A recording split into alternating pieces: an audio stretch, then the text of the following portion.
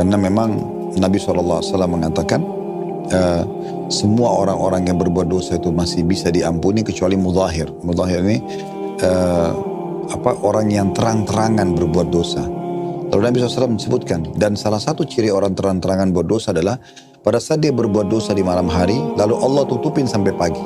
Contoh dia berzina nih, nggak ada yang tahu nih. Allah tutupin, tidak ada yang tahu. Besok dia sendiri yang mempermalukan dirinya.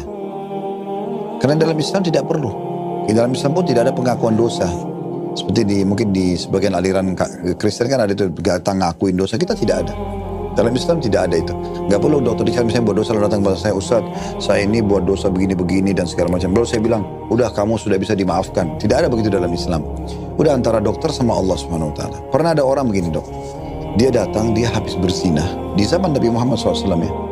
Dia mengatakan, ya Rasulullah, hukum saya sudah berzina. Nabi tidak langsung bilang, oke, tegakkan hukum pada dia, enggak. Nabi masih alihkan wajahnya lalu mengatakan, mungkin kau hanya menyentuhnya. Orang itu datang lagi depan wajah Nabi, ya Rasulullah, saya sudah zina, hukum saya. Maka Nabi mengalihkan lagi wajahnya, mengatakan, mungkin kau hanya menciumnya. Nabi terus alihkan dia, maksudnya, pergilah, ngapain kau ke saya? Taubatlah dengan Allah, tutupin aib itu. Jangan kau buka depan umum, untuk apa? Orang itu tak kena penasaran, terus dia ulangi sampai dia mengatakan, ya Rasulullah, dia berikan kesaksian buat dirinya sendiri. Ya Rasulullah, saya sudah letakkan kemaluan saya di kemaluan dia, hukum saya. Udah dia tegakkan kesaksian atas diri sendiri, baru Nabi hukum. Tapi tadinya Nabi terus mengalihkan dia, nggak usah, ngapain kamu datang ke sini? Taubatlah. Termasuk dalam Islam, dok, tidak boleh orang yang sudah taubat lalu kemudian dia berbangga dengan kesalahannya dulu. Dulu saya itu begini dan begitu. Untuk apa? Nggak usah. Sekarang kita mulai garis start kita.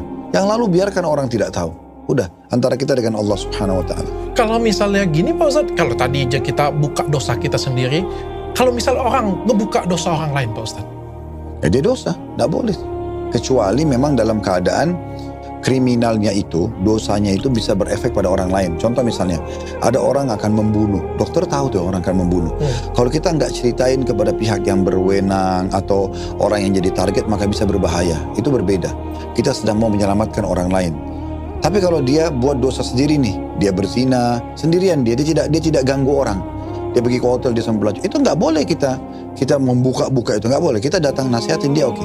Kamu nggak boleh, itu haram dalam Islam. Oh, nanti itu urusan saya. Sudah, kita lepas tanggung jawab hari kiamat. Itu urusan dia. Itu. Iya, tidak ada kita harus menghakimi orang sendirian, tidak ada.